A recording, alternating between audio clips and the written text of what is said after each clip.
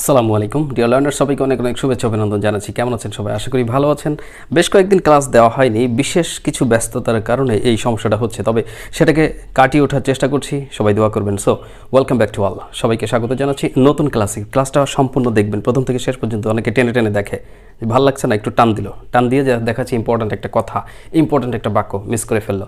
So don't do that, ওটা করবেন না। Just follow my instruction. যদি সহজে ইংরেজি শিখতে চান, খুব সহজে, তাহলে আমার ইনস্ট্রাকশনগুলো ফলো করে তদনুযায়ী কাজ করতে হবে, আপনি সফল হবেন। যাই হোক, কথা বাড়িয়ে সময়কে নষ্ট না করে মূল ক্লাসের কথাই বলি। আর আপনারা যারা খুব সহজে ইংরেজি শিখতে চান, তাদের জন্য তো আমাদের ব্যবস্থা রয়েছে, সেটা বোধহয় আপনাদের অনেকেরই জানা আছে। যাদের জানা নেই তাদের উদ্দেশ্যে বলছি, স্পোকেন ইংলিশের এই বইটি সংগ্রহ করবেন, জাস্ট একটি কপি সংগ্রহ করবেন। এই বইয়ের একটি কপি সংগ্রহ করার পর আপনি ইংরেজিতে জাহাজ হয়ে যাবেন, ইংরেজিতে বুলেট হয়ে যাবেন, ব্যাপারটা তা নয়। তাহলে কি করতে হবে? বইটি সংগ্রহ করার পর বইটির ভিডিও ক্লাসের লেসনগুলি আমাদের ইউটিউব চ্যানেলে দেখবেন যে সাজানো আছে, সিরিয়ালি সাজানো আছে, 1 2 3 4 5 সিরিয়ালি প্র্যাকটিস করতে হবে। এলোমেলো করলে কাজ হবে না। সো সত্যি সহজে ইংরেজি শিখতে চাইলে আপনি আমাদের বইয়ের একটি কপি সংগ্রহ করবেন। সংগ্রহ করে সিরিয়ালি এর ভিডিও ক্লাসগুলি আমাদের ইউটিউব চ্যানেল থেকে একটা একটা করে দেখুন এবং প্র্যাকটিস করুন। শুধু দেখলে কাজ হবে না, কারণ এটা নাটক না যে মজা করলাম, বিনোদন হলো, কাজ হবে না। এটা জীবনের জন্য, ইটস ফর ইউর লাইফ, এটা career, it's for your career. So don't neglect, অবহেলা করবেন না। যত দ্রুত সম্ভব বইয়ের কপি সংগ্রহ করুন। বাংলাদেশের সুন্দরবন কুরিয়ারের মাধ্যমে আমরা বইটা প্রত্যেকটা জেলায় পাঠাই। আর প্রবাসী বন্ধুরা যারা নিতে চান তারাও নক করবেন, তাদের ব্যবস্থা আমি করবো ইনশাআল্লাহ। ওকে, ইমো হোয়াটসঅ্যাপ নাম্বারে নক করবেন প্রবাসী বন্ধুরা। আর উপরে স্ক্রিনে যে নাম্বার দেখতে পাচ্ছেন প্রিয় বন্ধুরা, আপনারা এই নাম্বারে যোগাযোগ করবেন বইয়ের জন্য। অনেক কথা বললাম, মূল কথায় চলে আসছি। বললাম যে আমার সাথে পরে কথা বলো, আমার সাথে পরে কথা বলো। এই বাক্যটার ইংরেজি কী হবে? পরে ইংরেজি কি? এখন পরে ইংরেজি আমরা বলি যে আফটার মানে পরে, একটা প্রিপোজিশন, আফটার মানে পরে। কিন্তু এই ক্ষেত্রে আপনি বলতে পারেন যে টক টু মি লেটার। কি বললেন? Talk to me later. Talk to me later, talk মানে কথা বলা, টু মি মানে আমার সাথে। এখানে আমার সাথে হতে টক উইথ মি, এটা না বলে টক টু মি বললেও হবে। তাহলে টক টু মি লেটার, লেটার মানে পরে, তবে লেটার বানান ঠিক রাখবেন, LATER লেটার মানে পরে, আর LETTER লেটার মানে হচ্ছে চিঠি, এটা আপনাদের জানা আছে। তাহলে আমার সাথে পরে কথা বলো, টক টু মি লেটার। অনেক ইম্পর্টেন্ট বাক্য কিন্তু শিখবেন। সো দেখতে থাকুন। আমার সাথে পরে কথা বলো, এই বাক্যটা পরে যদি আমি এইভাবে বলি যে আমার সাথে পরে দেখা করো, তুমি দেখা করতে চাচ্ছ, খুব ইম্পর্ট্যান্ট একটা ব্যাপারে ডিসকাস করবে আমার সাথে, এই কারণে তুমি বললে যে আমি আপনার সাথে দেখা করতে চাই, আর আমি পরামর্শ দিলাম যে ঠিক আছে আমার সাথে পরে দেখা করো, আমার সাথে পরে দেখা করো। ওখানে বলেছিলাম আমার সাথে পরে কথা বলো, সেটা হচ্ছে টক। আর এবার বলেছি আমার সাথে পরে দেখা করো, দেখা করা ভার্ব। তাহলে এই ক্ষেত্রে ভার্বটা প্রথমে আনতে হবে যে মিট মি। কিন্তু ওখানে বলেছিলাম আমার সাথে, অর্থাৎ টক টু মি, আমার সাথে কথা বলো, টক টু মি। কিন্তু এখানে কিন্তু মিট উইথ মি এটা দরকার নাই। অর্থাৎ সাথে অর্থে উইথ বসে, এটা আমরা জানি। কিন্তু মিট ভার্ব মানে হচ্ছে কারোর সাথেই সাক্ষাৎ করা, এই কারণে অতিরিক্ত উইথ প্রিপোজিশন এখানে দেবার দরকার নাই। দিলেও বড় ধরনের কোনো গুনাহ হবে না, অর্থাৎ সমস্যা নাই। সো আপনি বলবেন মিট মি লেটার। খুব সহজ একটা বাক্য। বাংলা কি দাঁড়াচ্ছে? আমার সাথে পরে দেখা করো, মিট মি লেটার। আমার সাথে পরে দেখা করো, মিট মি লেটার। একটু ব্যাখ্যা দিয়ে দিয়ে বোঝাচ্ছি যাতে বুঝতে সুবিধা হয়। এই কারণে জিনিসটা যদি বোঝেন, যদি বুঝতে পারেন, তাহলে এই ধাঁচের বা এই ধরনের আরও অনেক বাক্য আপনি নিজে তৈরি করতে পারবেন। তা না হলে শুধু মুখস্থ করে করে তো কাজ হবে না, বুঝতেও হবে। এখন না, আমি তোমাকে পরে বলবো। কোনো একটা ব্যাপারে আপনি জানতে চাইছেন, তখন আমি বলছি যে এখন না, আমি তোমাকে পরে বলবো। তাহলে আমি কি বলবো? যে এখন না। এটাকে ইংরেজিতে বলবেন নট নাও, নট নাও। এখন না মানে নাও নট, এখন মানে নাও ইংরেজিতে, না মানে নট, নাও নট, এভাবে বলবেন না। এখন না, ওই নাটার ইংরেজি নট, ওইটা আগে বলবেন, ঠিক আছে? তাহলে এখন না হবে হচ্ছে না এখন, ব্যাপারটা এরকম। তাহলে বলবেন নট নাও। তাহলে এখন না, নট নাও। বাকিটুকু কী ছিল? আমি তোমাকে পরে বলবো, I will tell you later. Not now, I will tell you later. এখন না, আমি তোমাকে পরে বলবো। মানে কোনো একটা বিষয় জানতে চাইছেন বা কেউ জানতে চাইছে, আপনি তখন হয়তো বলবেন না, পরে বলবেন। তো এই ক্ষেত্রে আপনি বলবেন যে ঠিক আছে এখন না, আমি তোমাকে পরে বলবো, not now, I will tell you later. আসলে সমস্যাটা কি? মানে কোনো একটা ব্যাপারে হয়তো কারোর আপনি ভাবেন যে এমন করে কেন, বা সে এমন করে কেন, এরকম বিষয় ভাবতে ভাবতে আপনি হয়তো ভাবছেন যে সমস্যাটা তো বুঝে উঠতে পারছি না। তাহলে ওর আসলে সমস্যাটা কি, বা ওর মূল সমস্যাটা কি? ব্যাপারটা কিন্তু এরকম বাক্যটা। তাহলে আপনি বললেন যে আসলে সমস্যাটা কি? এক্ষেত্রে আপনি বলবেন হোয়াটস দ্য এক্স্যাক্ট প্রবলেম। কি বলবেন? What's the exact problem. Exact মানে সঠিক, মূল সমস্যা, যেটা মূল, আসল, মূল। অবশ্য এক্ষেত্রে আপনি এরকমও বলতে পারতেন যে আসলে সমস্যাটা কি, যে অ্যাকচুয়ালি হোয়াটস দ্য প্রবলেম, এভাবেও বলা যায়। তবে আপনি বললেন যে আসলে সমস্যাটা কি, মানে মূল সমস্যাটা কি, সেটা জানার জন্য কিন্তু এই বাক্যটি বলছেন। তাই আপনি বলতে পারেন যে what's the exact problem, what's the exact problem.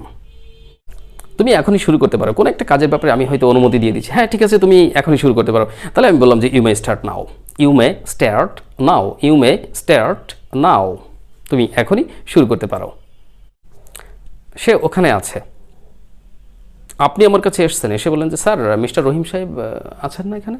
আমি বললাম যে না, উনি ওখানে আছে। মানে ওখানে বলতে কি, হয়তো অফিসের কমপ্লেক্সের মধ্যেই, এই রুমে না ওই রুমে, বা এই পাশে না ও পাশে। অনেক সময় বলি না উনি ওই যে ওখানে আছে, তো এই যে উনি ওখানে আছে, এই অর্থে কিন্তু এরকম বলা যেতে পারে যে হি ইজ ওভার দেয়ার, উনি ওখানে আছেন, he is over there, he is over there. আবার এই যে দেয়ার মানে কিন্তু ওখান, অর্থাৎ সেখান, এমনটাও বোঝায়। তাহলে উনি ওখানে আছেন, হি ইজ ওভার দেয়ার, কি বলবেন? He is over there. এটা কে করলো? প্রশ্ন করেছেন যে এই কাজটা কে করলো, অর্থাৎ এটা কে করলো? Who did it, who did it, এটা কে করলো? Who did it. যদি বলেন যে এটা কে বললো, হু টোল্ড ইট, এটা কে বললো? হু টোল্ড ইট।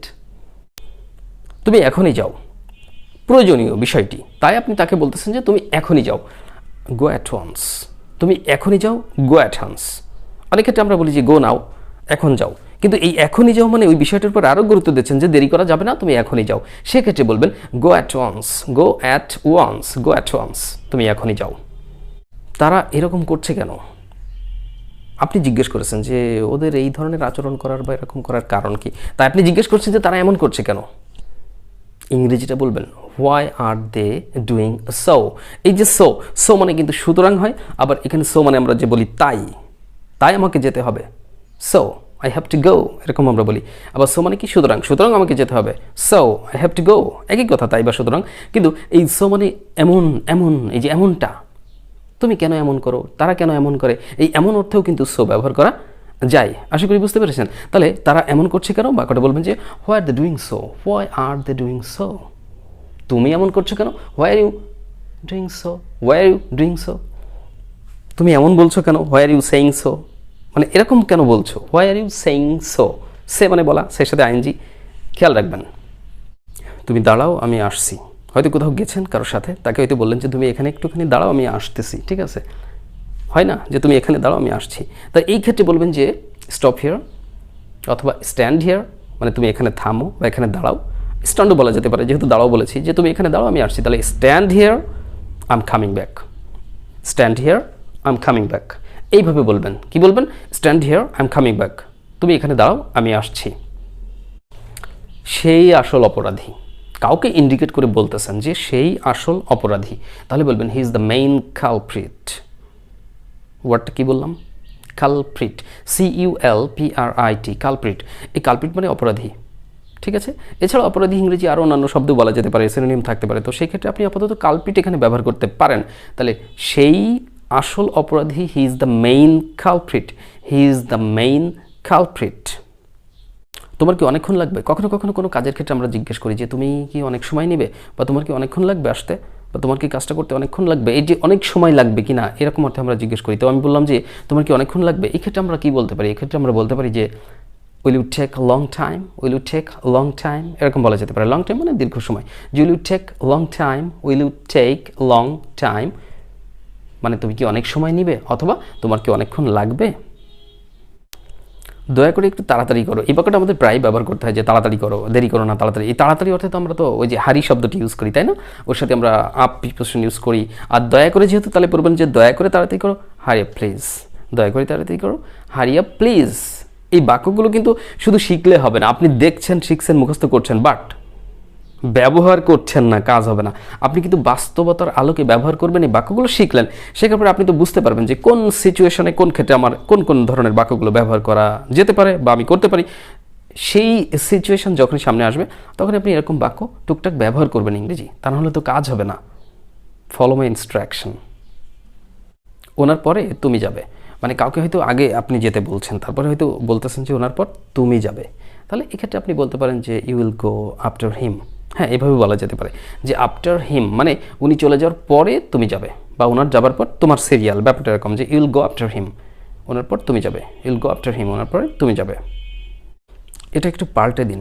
কোন একটা টাকা, টাকার নোট হতে পারে, কোন একটা জিনিস হতে পারে যে ওটা একটু সমস্যা মনে হচ্ছে, আপনি তখন বলেন যে এটা একটু চেঞ্জ করে দিন, বা এটা একটু পাল্টে দিন, এটা একটু বদলে দিন, এই ব্যাপারটাই। তাহলে এটা একটু পাল্টে দিন, এটাকে আপনি বলতে পারেন যে please change it, please change it. কোনো একটা টাকা আপনি হয়তো বলতেছেন যে এই টাকাটা একটু পাল্টে দিন, তখন আপনি বলবেন যে please change the note, please change the note. আবার চেঞ্জ মানে কিন্তু ভাঙটি হয়। আমি বললাম যে তোমার কাছে ভাঙটি আছে, মানে ভাঙটি তো বোঝেন যে খুচরা টাকা ব্যাপারটা, এরকম নোটকে ভাঙালে সহজেই ব্যবহার করতে, যাকে তাকে সহজে দেওয়া যায়। তো আমি বললাম যে তোমার কিছু ভাঙটি আছে, তাহলে আমি কি বলবো যে ডু ইউ হ্যাভ ভাঙটি, অর্থাৎ কী বলবো, ডু ইউ হ্যাভ চেঞ্জ, তোমার কাছে ভাঙটি হবে, do you have change, do you have change, এভাবে বলবেন। আমরা এই রাস্তা দিয়েই যাব, হয়তো কোনো একটা রাস্তাকে ইন্ডিকেট করে আপনি বলতেছেন যে আমরা এখন কোন রাস্তায় যেতে পারি, আচ্ছা আমরা এই রাস্তায় যাব, তখন আপনি বললেন যে will go this way, will go this way, আমরা এই রাস্তায় যাব। কিছু জিনিস আপনাকে দিয়েছি, দেওয়ার পরে হয়তো আপনি বলছেন যে স্যার আমার আরও কিছু দরকার, মানে আরও কিছু নিতে চাচ্ছেন, আরও কিছু, ওগুলো নেওয়ার পরে তখন আপনি যদি বলেন এরকম যে আমার আরও কিছু দরকার, তাহলে ইংরেজিতে আপনি বলতে পারেন যে আই নিড সাম মোর, সাম মানে কিছু, মোর মানে আরও, তাহলে আপনি বললেন যে আই নিড সাম মোর, আমার আরও কিছু দরকার, আই নিড সাম মোর।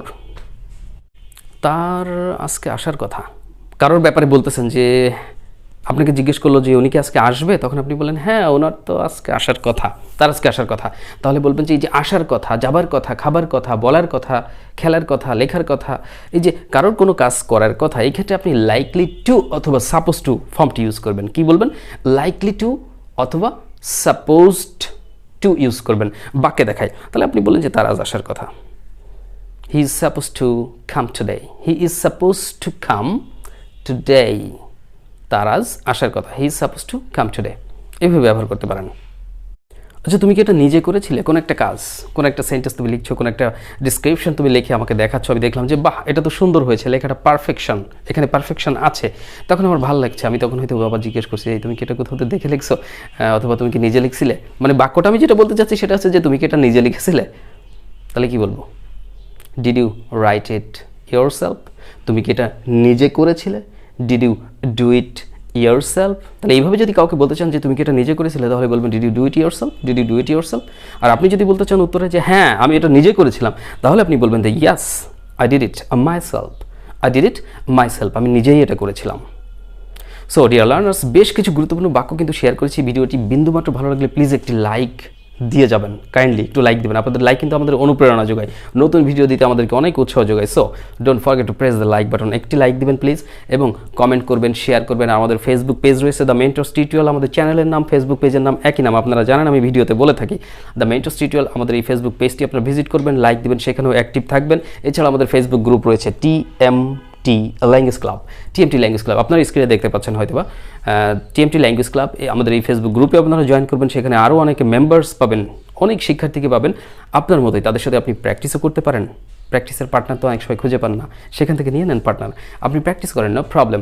আর হ্যাঁ, ওই যে বলেছিলাম যে ইংরেজি শেখার সহজ মাধ্যম কিন্তু এটাই, যত দ্রুত সম্ভব আমাদের বইয়ের একটা কপি আপনি সংগ্রহ করুন, খুব সহজে ইংরেজি শিখতে পারবেন ইনশাল্লাহ, ইতিমধ্যে অনেকেই শিখেছে। So don't get late, try to collect your copy as soon as possible, okay, যত দ্রুত সম্ভব আপনার কপিটি সংগ্রহ করার চেষ্টা করুন। সো ডিয়ার লার্নার্স, কথা হবে নতুন করে ভিডিও ক্লাসে, আনটিল দেন আল্লাহ হাফেজ, আসসালামু আলাইকুম রহমতুল্লাহ, হ্যাভ এ লাভলি ডে।